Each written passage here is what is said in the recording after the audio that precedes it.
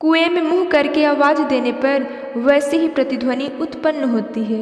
संसार भी कुएं की आवाज की तरह ही है।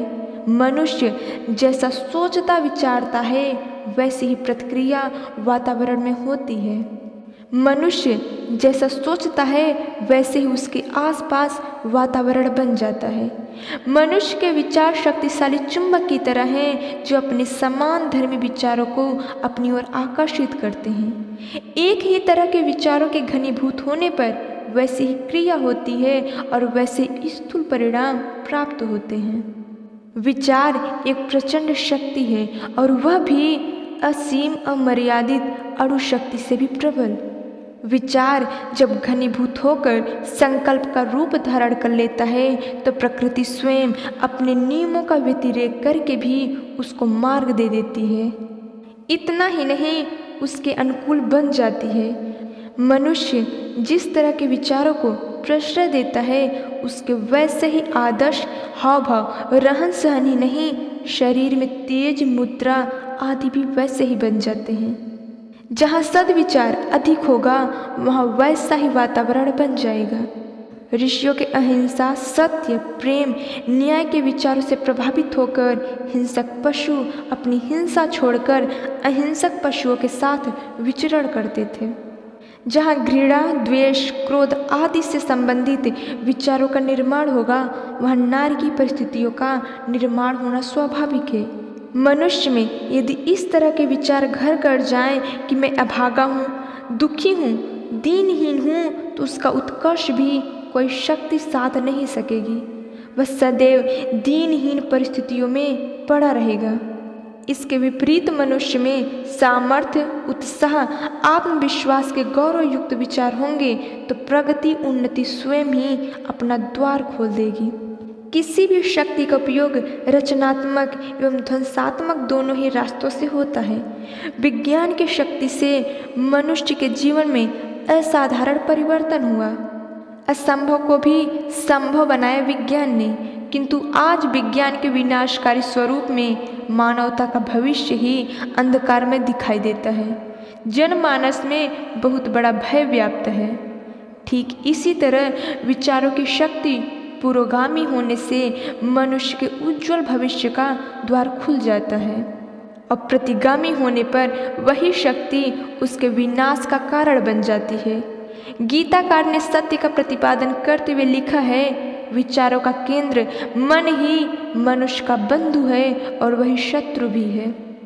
आवश्यकता इस बात की है कि विचारों को निम्न भूमि से हटाकर उन्हें ऊर्ध्वगामी बनाया जाए, जिससे मनुष्य की उन्नति और उसका कल्याण सध सके। दीनहीन, क्लेश एवं दुखों से भरे नारकीय जीवन से छुटकारा पाकर मनुष्य इसी धरती पर स्वर्गीय जीवन की उपलब्धि कर सके। वस्तुतः सद्विचार ही स्वर्ग और कुविचार ही नरक की एक परिभाषा है। अधोगामी विचार मन को चंचल, क्षुब्ध, असंतुलित बनाते हैं। इन्हीं के अनुसार दुष्कर्म होने लगते हैं और इन्हीं में फंसा हुआ व्यक्ति नारकीय जीवन अनुभव करता है। सद्विचारों में डूबे हुए मनुष्य को धरती स्वर्ग जैसी लगती है। शुद्ध विचारों के अवलंबन से ही मनुष्य को सच्चा सुख मिलता है। विचारों के ऊर्ध्वगामी बन जाने पर नित्य जीवन के संपर्क में आने वाले पशु, पक्षी, लता, वृक्ष, पुष्पों में अथाह आत्मीयता, प्रेम, एकता, सहयोग के दर्शन होंगे। अपने कर्तव्य धर्म से एक क्षण भी मनुष्य असावधान नहीं हो सकता। सद्विचारों के होने पर स्वार्थ को पोषण नहीं मिलता, तब धन संपत्ति पाकर भी मनुष्य मदमस्त नहीं होगा। बुराइयां पास भी न फटकेंगी। विचारों में विमलता, उत्कृष्टता आने पर प्रसाद, प्रसन्नता, सुख, शांति, संतोष सब मिल जाते हैं। विचारों की विमलता से समस्त दुख द्वंद्वों का नाश हो जाता है। विचार तप ही सच्ची तपस्या है। अन्य पशु पक्षी भी भूख, प्यास, सर्दी, गर्मी आदि परिस्थितियों में रहते हैं, इन्हें सहन करते हैं। दीनता, गरीबी, अभावग्रस्तता में भी अनेक लोग भूखे, नंगे, बेघर रहते हैं। कई वेदनाओं को सहन करते हैं, किंतु इनसे इनके मानसिक अथवा आंतरिक जीवन में कोई प्रभाव नहीं पड़ता। उनका पशुत्व, अमानवीयता, अज्ञान दूर नहीं होता। विचारहीन शारीरिक तप भी मनुष्य को सार्थक सिद्ध नहीं होता। इस तरह तपस्या भी मूलतः विचारों की ही होती है। विचारों की तपस्या से ही ज्ञान उदय होता है। जीवन के प्रत्येक कार्य, उठने, सोने, खाने, व्यवहार करने आदि बातों में विचारशीलता का अवलंबन लेना ही सच्ची तपस्या है। प्रबुद्ध विचारों के होने से अन्य बुराइयां भी स्वतः दूर हट जाती हैं।